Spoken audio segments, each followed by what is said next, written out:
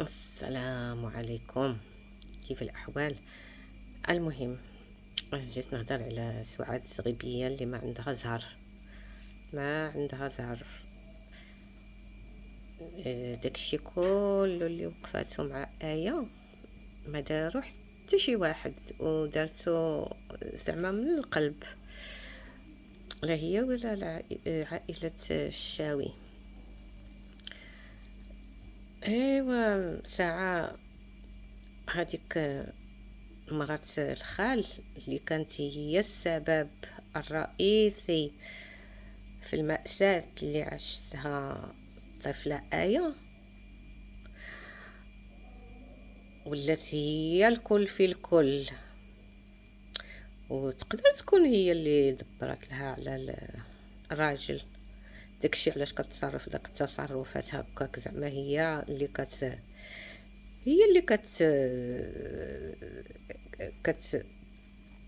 تفكر لهم، وهي اللي ولات متوليه الامور، وهي اللي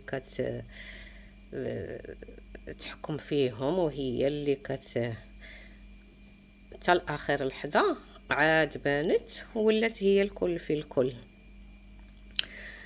وما حملتش سعاد كتغامز عليها مع آية، حتى خرجت سعاد غضبانة وجرات معاها العائلة ديال الشاوي، مادامت هي اللي جابتهم ساكن، لان حتى هما قاموا زعما ما قصروش وداروا لها الحلوه نهار الحنه، وداكشي زعما اللي داروا ما كيتصورش لا هما ولا سعاد. سعاد زعما داكشي اللي دارت راه بالنسبه للتكاشط، بالنسبه للكوافوره، بالنسبه لداكشي ديال الدقيقيه وهذا، زعما راه هادوك الناس كلهم داروا بوجهها، لانها لا الحنايه، لانها هي كتعرفهم، وهي اللي عندها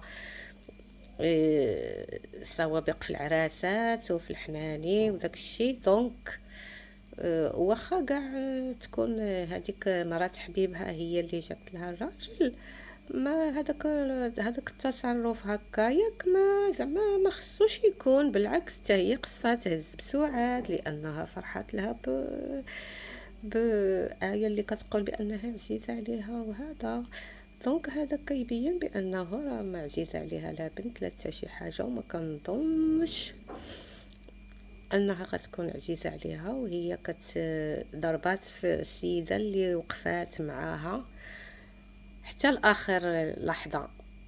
دونك هذا تصرف زعما غير لائق، وخاصهم يقدموا الاعتذار لسعاد جوهره مغربيه، ضروري خصهم يقدموا لها العذر، خصهم يعتذروا لسعاد، لانها بقى فيها هذا الشيء، وهي كتعتبر آية بنتها. واش غيقول الواحد، راه زعماك راه ضربات زعما في الكرامه ديالها، وهذا حشومه. وملي كانت خارجه وكان سي فؤاد تبعها باش تدخل تتمشى، تغامزوا زعماك باش ما يتبعهاش، قالوا له حبس. ايوا المهم هذا تصرف ما كيدارش، وحشومه يتعاملوا معاها هكذاك.